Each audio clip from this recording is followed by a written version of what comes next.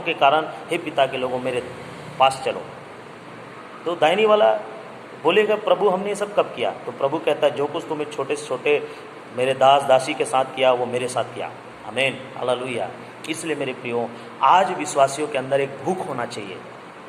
केवल संसार की चीजें पाने की ही भूख नहीं होनी चाहिए, पर परमेश्वर के लिए कुछ करने की भूख होनी चाहिए। हालेलुया। कुछ भले भले काम जिससे परमेश्वर प्रसन्न हो। लिखा है न्याय के दिन वो कहेगा धन्य है पिता के धन्य लोगों, आओ उस महिमा के अधिकारी हो जाओ, उस राज्य के अधिकारी हो जाओ। हालेलुया। क्यों हो जाओ? क्योंकि तुमने मुझे सुधि ली, तुमने मुझे भूखा था खिलाया पिलाया, वो भले काम मेरे जीवन में किया बोलेगा। इसलिए आज मसीहियों के अंदर एक भूख होना चाहिए, भले काम। हम भले काम करने के लिए भूखे हो जाएं। जब आप भले काम करने के भूखे और प्यासे रहोगे, प्रभु सचमुच में आपके जीवन में आपसे कहेगा कि आओ उस राज्य के अधिकारी हो जाओ, अनंत राज्य के अधिकारी हो जाओ। ये भूख। चौथी बात। पांचवी बात है, जब आप अच्छे अच्छे कामों में भले भले कामों में बन जाओगे, तो पांचवी और अंतिम बात मैं बताना चाहूँगा कि हम और एक भूख प्यास हमारे अंदर होना चाहिए। ठीक है, भले भले काम कर रहे हैं, पर एक उसी भले भले कामों के अंतर्गत आत्माओं को जीतना भी है। हालेलुया। आत्माओं को जीतना है, आत्माओं को बचाना है। ये भूख हमारे अंदर भी होना चाहिए, क्योंकि प्रभु देख रहा है भले भले काम हमने किया पर उनको बचाया नहीं, उनको प्रभु का राज्य के बारे में नहीं बताया, तो फिर हमारा ये काम बेकार हो जाएगा। हालेलुया। इसलिए हम उन भले कामों के लिए अपने आप को तैयार करें। उन भले कामों के लिए अपने आप को तो तैयार किए, पर साथ ही साथ हम आत्माओं को भी जीतने के लिए तैयार करें। हालेलुया। कैसे? आत्माओं को कैसे जीतेंगे? जैसा वचन बोलता है मरकुस की किताब अध्याय 16 वचन 15, आप निकालिए, वहाँ पर लिखा है मरकुस 16 का 15।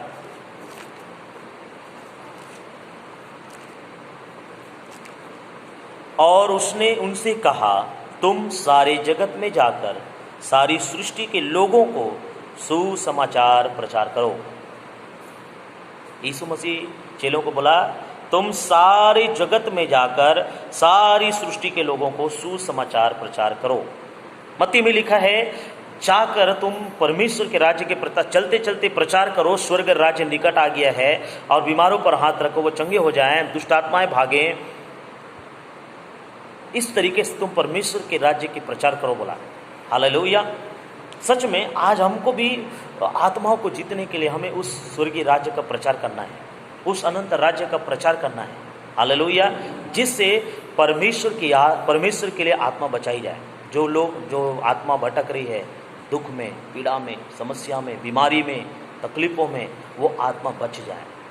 उनके लिए हमें प्रार्थना करना है, उनको बचाना है, प्रचार करना है, प्रभु के संदेश को सुनाना है, ताकि वो आत्मा बचाई जाए, वो आत्मा बच जाए। हालेलुया। जब हम इस तरीके से पवित्र आत्मा को बचाने के लिए, पवित्र आत्मा की अगुवाई में जब हम आत्मा को बचाने के लिए अपना काम करेंगे, सचमुच में वो धीरे धीरे प्रभु के राज्य में आएगा। क्योंकि प्रभु ने कहा योना में 15 अध्याय 8 वचन में कहा मेरे पिता की महिमा इसी से होती है कि तुम बहुत सा फल लाओ, तभी तुम मेरे चेले ठहरो, तभी तुम मेरे चेले ठहरो। देखिए लिखा है पिता की महिमा इससे होती है कि तुम बहुत सा फल लाओ। फल लाओ का मतलब क्या है? हाँ, पेड़ पौधे का फल, सेब केला अनार, ये फल के बारे में परमेश्वर नहीं कहता, पर ये फल आत्माओं का फल बोलता है। आत्माओं का फल लाओ तब तुम चेले ठहरोगे। जैसे तुम बचे हो, सेंतमेंत पाए हो, वैसे दूसरों को भी सेंतमेंत बचा लो, उनको भी बचा लो। ये फल, इसी फल के लिए प्रभु कहता है तब तुम मेरे चेले ठहरोगे। ये फल है। जब हम प्रभु में बने हुए हैं तो एक भेड़ को जन्म देती है, वैसे एक विश्वासी एक और विश्वासी को जन्म दे, एक और विश्वासी को लेके आए। ऐसे ही परमेश्वर हमसे चाहता है। हालेलुया। फल लाओ। 16 वचन में लिखा है 15 का 16, यूहन्ना 15 का 16 कहता है तुमने मुझे नहीं चुना, परंतु मैंने तुम्हें चुना है, तुम्हें नियुक्त किया कि तुम जाकर फल लाओ और तुम्हारा फल बना रहे, कि तुम मेरे नाम से जो कुछ पिता से मांगो वो तुम्हें दे। आमीन। हालेलुया। लिखा है तुमने मुझे नहीं चुना, मैंने तुमको चुना। यीशु मसीह कहता है मैंने तुमको चुना, और इसलिए चुना ताकि तुम जाकर फल लाओ और तुम्हारा फल बना रहे। हालेलुया। मेरे प्रियो, ये फल सचमुच में आत्माओं का फल है। हमें उन आत्माओं को जीतना है जो भटक रही है, जो ठोकर खा रही है, जो बीमारी में है, दुख में है, तकलीफ में है, पीड़ाओं में है, समस्याओं में है, जो परमेश्वर से दूर हैं। उन आत्माओं को लाना है परमेश्वर के राज्य में। हालेलुया। यही तो भूख होना चाहिए हमारे अंदर कि मैं और आत्माओं को जीत सकूं। मैं जैसे सेतमित पाया वैसे मैं सेतमित औरों को भी मैं बचा सकूं। ये भूख हमारे अंदर होनी चाहिए। हालेलुया। क्योंकि यीशु मसीह ने इसी विषय में एक दृष्टांत कहा था, 10 तोड़ों का दृष्टांत, जिसमें से एक को 5 तोड़ा दे दिया, एक को 2 तोड़ा और एक को 1 तोड़ा दे दिया। 5 तोड़े वाले ने 5 और कमाया, 2 वाले ने 2 और कमा लिया, 10 तोड़े वाले ने 10 और कमा लिया, पर एक वाले ने उसको छुपा के रख लिया। 1 तोड़ा वाले ने उसको छुपा के रख दिया। जब वो मालिक जब आया, स्वामी जब आया, बोला हिसाब लिया, तो 10 वाले ने बोला 10 और कमाया हूँ, तो उन्होंने कहा 10 राज्य का अधिकारी हो जा। 5 वाले ने बोला 5 मैंने और कमा लिया है, 5 में अधिकारी हो। पर एक वाले ने कहा ये देखो मैंने तेरा वो जो तोड़ा आपने दिया था वो मैंने छुपा के रख लिया था, ये लो तुम्हारा तोड़ा। हालेलुया। मतलब हम परमेश्वर ने हमको जब सेत में दिया हम उसको छुपा के रख लिए। आज बहुत सारे ऐसे विश्वासी हैं जो चर्च तो आते हैं, संगति करते हैं, लेकिन छुप छुप के संगति कर रहे हैं, लोगों के नज़र से छिप रहे हैं। कोई पूछ रहा है तो मैं बाहर जा रहा हूँ, इधर जा रहा हूँ बोल के, तो छिपाना नहीं है। आपको जो आशीष प्रभु ने दिया, आपको चमत्कार जो प्रभु ने दिया, आपके जीवन में जो आश्चर्य कर्म किया, इसीलिए तो आप चर्च जाते हैं, इसीलिए तो आप प्रभु की प्रार्थना करते हैं। तो जब आपको आशीष जो मिला है उस आशीष के बदले परमेश्वर के पीछे क्यों हट रहे हैं? उसके बदले आप आत्मा को बचाइए। कहो कि हाँ हम प्रभु की संगति करते हैं, हाँ हम प्रभु के साथ जा रहे हैं। हालेलुया। जब आप इस तरीके से आत्मा बचाओगे तब आपके खाते में लिखा जाएगा आत्मा। हालेलुया। तो मेरे प्रियो, बहुत जरूरी हम अपने उन तोड़ों का इस्तेमाल करें। जो अभिषेक, जो वरदान, जो चंगाई, जो छुटकारा, जो चमत्कार हमारे जीवन में प्रभु ने किया है, ये उन तोड़ों के समान है। अलग अलग प्रकार के अभिषेक, अलग अलग प्रकार के वरदानों से हमें भरा है परमेश्वर ने, इसलिए हम उस तोड़ों का इस्तेमाल करें। जब हम उन तोड़ों का इस्तेमाल करेंगे आत्मा बचेगी। हालेलुया। आत्मा बचेगी, कलीसिया बढ़ेगी, कलीसिया उन्नति करेगी। तो आज परमेश्वर चाहता है कि हम इन दिनों जब हम खाली पीली रहते हैं, फालतू टाइम वेस्ट कर देते हैं हम मनोरंजन में, पर ऐसे समयों में हमको भूखा होना है परमेश्वर के। पहले तो उसकी उपस्थिति के भूखे हो जाओ।